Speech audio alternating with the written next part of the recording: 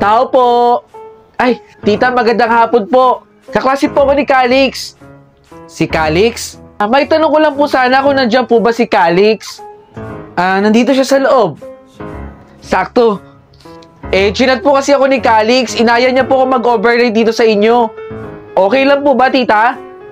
Oo naman. Okay lang. Bakit hindi? Nakakahiya naman po kasi tita Baka nakakaisolve ako sa inyo Para sa ikakasaya ng anak ko. Okay lang yun. Salamat po, tita. Tara na. Opo, tita.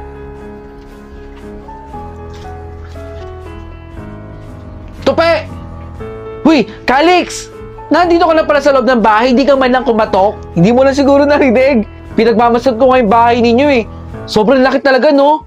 Hindi malaki to. Tama lang to para sa pamilya namin. Itong si Tupe, kung ano naman pinagsasabi. Alam mo, ikaw yung kaibigan kong sobrang humble.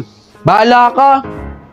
Saan ba tayo dito? Sa laki ng bahay ninyo, hindi ko alam kung saan tayo pupunta rito Malamang, doon tayo sa kwarto ko. Hoy, naka-ready na ba yung mga board games? Siyempre naman, ready ko para sa'yo. Tara na. Matatalo ka sa akin, no? Akala mo sa akin, ha? Iyo, meron ba kayong kailangan? Tubig? Gusto ba ninyo? Kukuha lang ko kayo sa baba. Tita, hindi na po.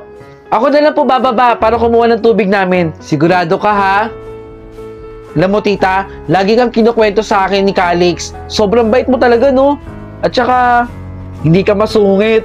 Di gaya ng mga nanay ng mga kaibigan namin. Napakasungit. Ikaw lang po ang hindi. Tawagin mo lang ako pag may kailangan kayo dito, ha?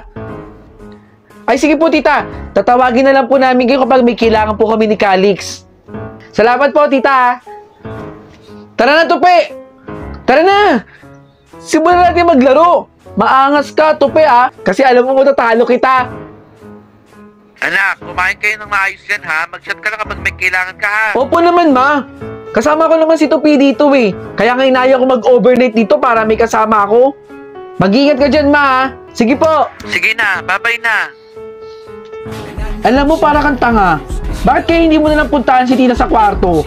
Anong sinasabi mo, Tupi? Pa-video call ka pa dyan. Pwede mo puntahan si tita doon, lapit-lapit lang. Wala si mama dito. Kaya nga inaya kita mag-overnight sino yun? Ha? Anong nakausap? Sinong nakausap? Oh, na-enjoy mo ba yung content ko? At gusto mo rin bang manalo ng POV shirt gaya ng suot ko? Madiscarding nila lang? Nako, wag mong kalimutang i-follow yung Facebook page na nandito sa screen. At mag-comment ka sa nakapin post. Sagutin mo lang ang tanong na, bakit karapat-dapat ka mabigyan ng POV clothing ko? 3 designs meron tayo. Malay mo, isa ka na sa mabigyan ng POV shirt ko. Ano pang inaantay mo? Mag-comment ka na dun. Bilis!